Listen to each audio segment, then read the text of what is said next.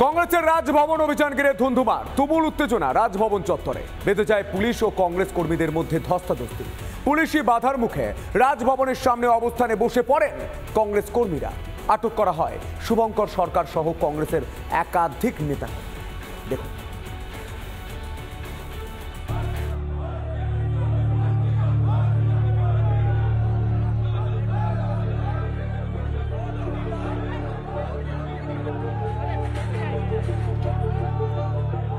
বেকারত্ব ও আরজিকর সহ একাধিক ইস্যুতে বুধবার পথে নামে কংগ্রেস।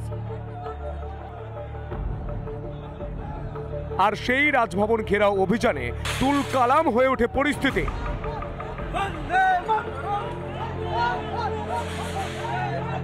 ভিক্টোরিয়া হাউস থেকে রাজভবন পর্যন্ত মিছিল হবার কথা ছিল, কিন্তু তার আগেই পুলিশি বাধার মুখে পড়ে কংগ্রেস নেতাকর্মী সমর্থকেরা।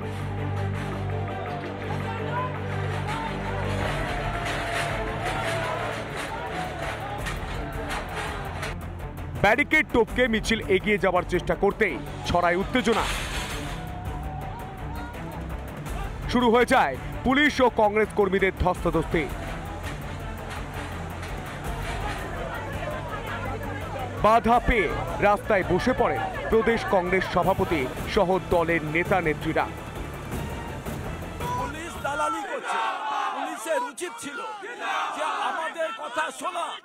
আমরা তো বিক্ষোভ দেখাতে এসেছিলাম, বেকারদের চাকরি চাই, না সেন্ট্রাল গভর্নমেন্ট দিতে পারছে না রাজ্য সরকার দিতে পারছে। কিন্তু ওই চোর দিদিমণির টনক নড়বে না। একের পর এক ধর্ষণের রেড পর্যন্ত বেঁধে দিয়েছে। আজকে ওই মুখ্যমন্ত্রীতে কি আশা করেন আপনি? আমার সুরক্ষা হবে না, আর এই জেলে ভরবে, প্রত্যেকটা জেল পরিপূর্ণ হয়ে যাবে, একটা জেলও খালি থাকবে না। আমরা ওই কংগ্রেস দলটা করি। কংগ্রেস কর্মীদের ছত্রভঙ্গ করতে তেড়ে যায় পুলিশ। নেতা কর্মীদের টেনে হিচড়ে তোলা হয় প্রিজন ভ্যানে। এই রাজ্যে আজকে মহিলাদের নিরাপত্তা নেই এখনো অবধি। আমাদের ছেলের চাকরি চাই, মূল্যবৃদ্ধি চাই, সংসার চালাবোটা কি করে? দিনের পর দিন মূল্যবৃদ্ধি এত হয়েছে, তার মধ্যে চোরাকার ভিতর আছে, দালাল আছে। তুমুল উত্তেজনা রাজভবন চত্বরে।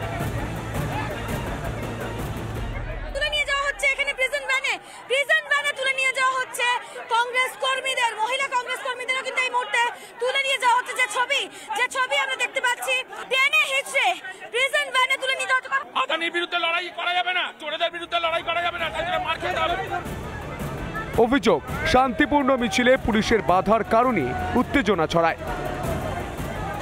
ধস্তাধস্তির ছবি একে একে সকলকে তুলে নিয়ে যাওয়া হয়েছে এবং যারা কংগ্রেস কর্মীরা ছিলেন তাদেরকে কিন্তু গ্রেফতার করা হয়েছে এই মুহূর্তে। রুমকিদের রিপোর্ট, রিপাবলিক বাংলা।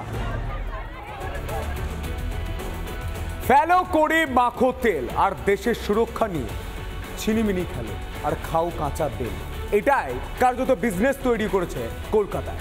কলকাতায় বসে ভুয়ো পাসপোর্ট ব্যবসা। আগেই কলকাতা পুলিশের সিটের হাতে গ্রেপ্তার হয়েছিল 5 জন। এবার ভুয়ো ভোটার আধার কার্ড তৈরির গোপন ডেরাতে রিপাবলিক বাংলা।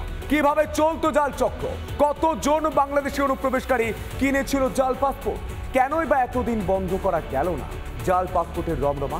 তাহলে কি এই জাল কারবারিদের হাত ধরেই অনুপ্রবেশের ইন্ধন যোগাচ্ছে কেউ? দেখুন,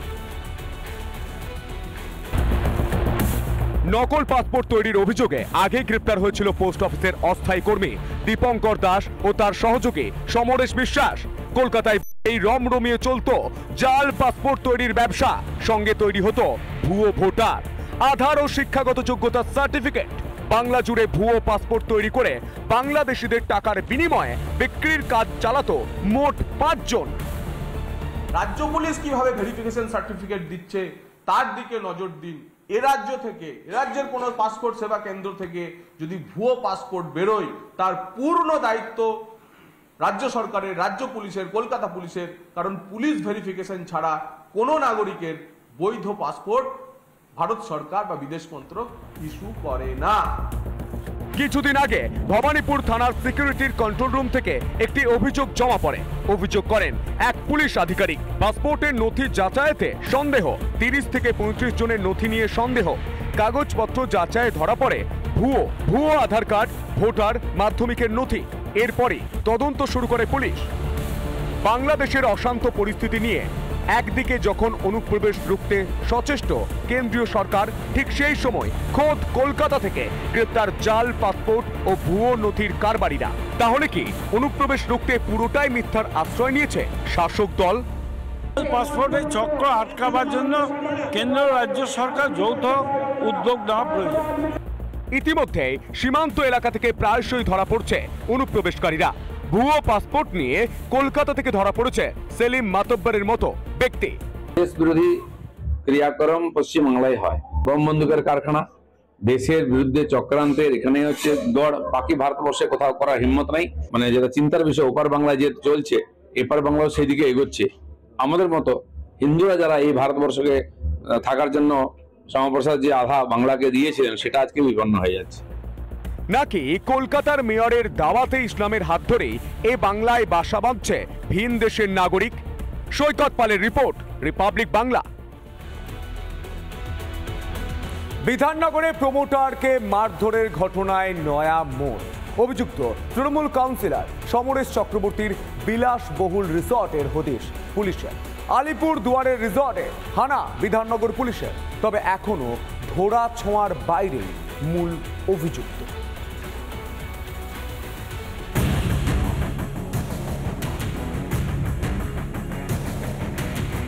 বিধাননগর তৃণমূল কাউন্সিলরের দাদাগিরি। অভিযোগ 50 লক্ষ টাকা তোলা চাওয়ার, আর তা না পেয়ে মাথা ফাটিয়ে দেওয়া হয় প্রমোটারের। কমসে কম 40 থেকে 50টা ছেলে পাঠিয়ে দিয়েছে, মেশিন উইথ আর্মস সমেত। আর্মস দিয়ে আমার মাথায় মারি মেরেছে, দেখতে পাচ্ছেন কি অবস্থা। ঘটনায় দুজন গ্রেপ্তার হলেও এখনো অধরা মূল অভিযুক্ত তৃণমূল কাউন্সিলর। তদন্তে কেঁচো খুঁড়তে কেউটে বেরিয়ে আসে। তৃণমূল কাউন্সিলরের খোঁজে নেমে আলিপুরদুয়ারের সমরেশের বিলাসবহুল রিসর্টের হদিশ পায় বিধাননগর পুলিশ কমিশনারেট।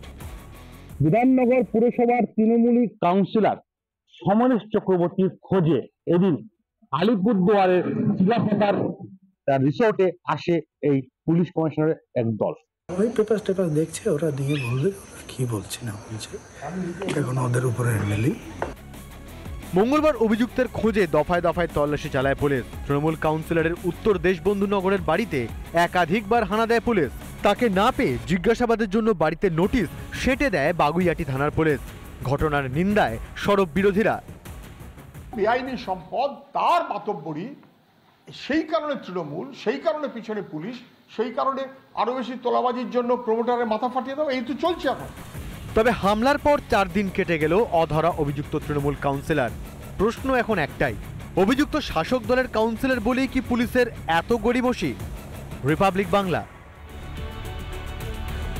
মাটি খুঁড়তেই চক্ষু চড়ক গাছ। কোচবিহারের সাহেবগঞ্জ থেকে উদ্ধার পাকিস্তানি মর্টার। মাটি খুঁড়তেই মর্টারটা দেখতে পান স্থানীয়রা। খবর পেয়ে ঘটনাস্থলে পৌঁছয় ভারতীয় সেনার বিশেষ দল ও বিএসএফ। বুধবার নিষ্ক্রিয় করা হয় পাকিস্তানি মর্টার।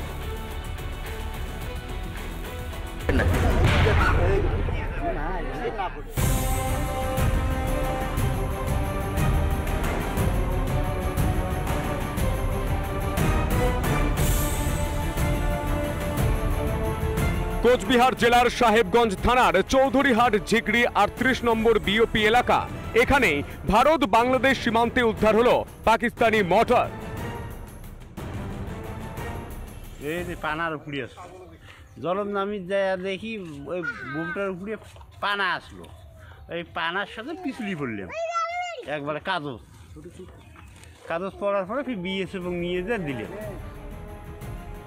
খবর পেয়ে এলাকায় যায় স্থানীয় ক্যাম্পের বিএসএফ এবং সাহেবগঞ্জ থানার পুলিশ।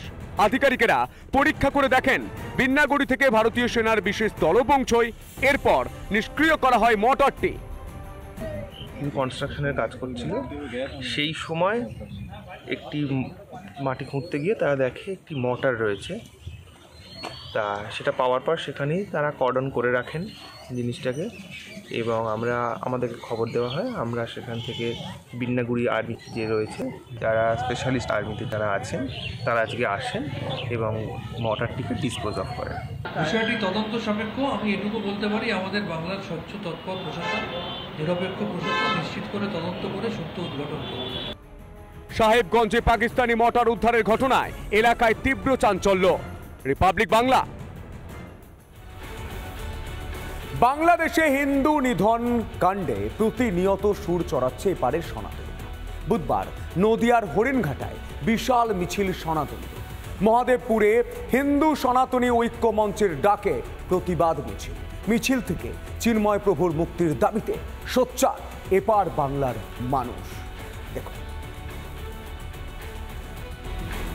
যুদ্ধ হয় না, যুদ্ধ করার ক্ষমতাও নাই বাংলাদেশের, কারণ কি খেতে পাবে না কদিন পরে, শুরু হয়ে গেছে। কিন্তু ওখানে যে উগ্রপন্থীরা বা যে যারা জামাতি শক্তি পাকিস্তানের ষড়যন্ত্রে ওখানে লাফাচ্ছে, যখন জয় বাংলা হলো তখনও তারা বাংলাদেশের এজেন্ট হিসেবে ছিল, পাকিস্তান এজেন্ট হিসেবে নিজের মায়েদের বোনেদের খানসানের হাতে তুলে দিয়েছিল। সেই লোকগুলোই আজকে আবার এরকম করে আজকে দেশ বিরোধী ভারত বিরোধী ওখানে চক্রান্ত শুরু করেছে। তাদের ক্ষতিটা ওদেরই হবে, আমাদের কোনো ক্ষতি হবে না। নানা ধরনের কন্টেন্ট দেখার জন্য লাইক করুন, শেয়ার করুন আমাদের ফেসবুক পেজ, সাবস্ক্রাইব করুন আমাদের ইউটিউব চ্যানেল। পাশাপাশি অন্যান্য ব্রেকিং নিউজের জন্য অবশ্যই চোখ রাখুন রিপাবলিক বাংলায়।